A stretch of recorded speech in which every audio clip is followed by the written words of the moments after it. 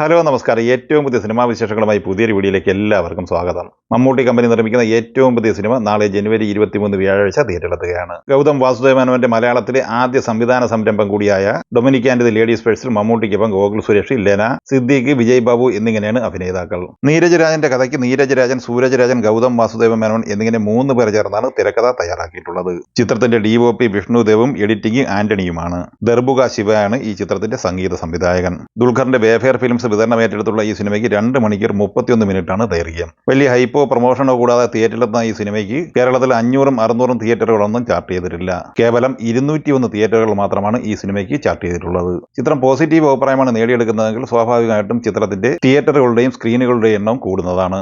നാളെ രാവിലെ 9:30 ഈ സിനിമയുടെ കേരളത്തിലെ ആദ്യ പ്രദർശനം ആരംഭിക്കുന്നത്.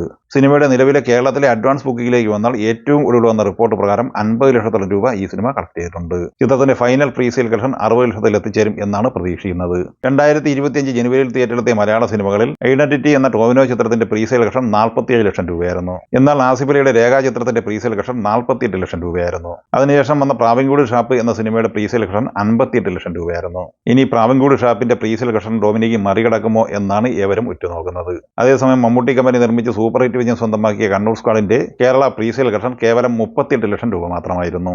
ആസിഫ് അലി നായകനായി ജോഫിൻ ടി ചാക്കോ സംവിധാനം ചെയ്ത് ജനുവരി 9 തിയേറ്ററിലെത്തിയ രേഖാ ചിത്രത്തിന്റെ 14ാം ദിവസമാണ് ഇന്ന് ബുധനാഴ്ചയോടെ പിന്നിട്ടിരിക്കുന്നത്.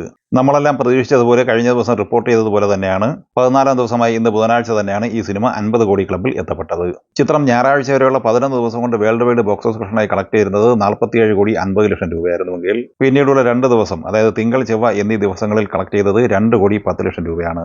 അങ്ങനെ ആദ്യ 13 ദിവസം കൊണ്ട് 49 കോടി 60 ലക്ഷം കളക്ട് ചെയ്ത ഈ സിനിമ 14ാം ദിവസമായ ഇന്ന് ബുധനാഴ്ച കേരള കളക്ഷനായി 35 ലക്ഷം രൂപ കളക്ട് ചെയ്തിട്ടുണ്ട്. ഇന്ന് ഈ സിനിമയുടെ world wide box office collection പ്രതീക്ഷിക്കുന്നത് 75 ലക്ഷം റേഞ്ചിലാണ്. അങ്ങനെ കിഷ്കിന്ദ കാണ്ഡം എന്ന ആസിഫ് അലി ചിത്രത്തിന് ശേഷം രണ്ടാമത്തെ 50 കോടി ക്ലബ്ബ് സിനിമ കൂടി പിറന്നിരിക്കുകയാണ്.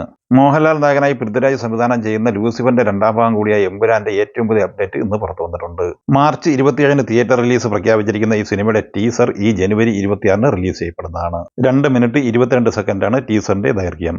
എമ്പുരാൻ ക്ലാഷ് റിലീസായി വിക്രം നായകനാകുന്ന വീരധീര ശൂരനും മാർച്ച് 27 റിലീസിംഗ് പ്രഖ്യാപിച്ചിരിക്കുകയാണ്. SU അരുൺകുമാർ രചനയും സംവിധാനവും നിർവഹിച്ചിരിക്കുന്ന ഈ ആക്ഷൻ ത്രില്ലർ സിനിമയിൽ SJ സൂര്യ, മലയാളി താരങ്ങളെ സുരാജ് വെഞ്ഞാറമൂട്, തുഷാര വിജയൻ, സിദ്ദീഖ് എന്നിങ്ങനെയാണ് മറ്റ് അഭിനേതാക്കൾ. ആന്റണി വർഗീസ് പെപ്പെ നായകനായി ഗോവിന്ദ് വിഷ്ണു സംവിധാനം ചെയ്ത് ഫെബ്രുവരി 14 തിയേറ്ററിലെത്തുന്ന ആക്ഷൻ ത്രില്ലർ സിനിമയാണ് ദാവീദ്. വിജയരാഘവൻ, ലിജോ മോൾ ജോസ്, സൈജു കുറുപ്പ്, കിച്ചു ടെല്ലസ് എന്നിങ്ങനെയാണ് മറ്റ് അഭിനേതാക്കൾ. ചിത്രത്തിന്റെ തിരക്കഥ തയ്യാറാക്കിയിരിക്കുന്നത് സംവിധായകനായ ഗോവിന്ദ് വിഷ്ണുവും ദീപു രാജീവും ചേർന്നാണ്. ഇന്ന് ഈ സിനിമയുടെ 1 മിനിറ്റ് 31 സെക്കൻഡ് ദൈർഘ്യമുള്ള ടീസർ റിലീസ് ചെയ്യപ്പെട്ടിരിക്കുകയാണ്. വളരെ നല്ല അഭിപ്രായമാണ് ടീസർ നേടിയെടുത്തുകൊണ്ടിരിക്കുന്നത്. ഈ സിനിമകളെക്കുറിച്ചും വീഡിയോ സംബന്ധമായും നിങ്ങളുടെ അഭിപ്രായങ്ങൾ കമന്റായി പറയുക. വീഡിയോ ഇഷ്ടമായി ലൈക്ക് ചെയ്യുക. നമ്മുടെ ചാനൽ സബ്സ്ക്രൈബ് ചെയ്യുന്ന കാര്യം കൂടി പരിഗണിക്കുക. വീഡിയോയുടെ നോട്ടിഫിക്കേഷൻ ലഭിക്കാൻ ബെൽ ഐക്കൺ കൂടി ഇനേബിൾ ചെയ്യുക. പുതിയ മറ്റൊരു വീഡിയോയുമായി വീണ്ടും കാണാം. എല്ലാവർക്കും ഒരിക്കൽ കൂടി നന്ദി, നമസ്കാരം.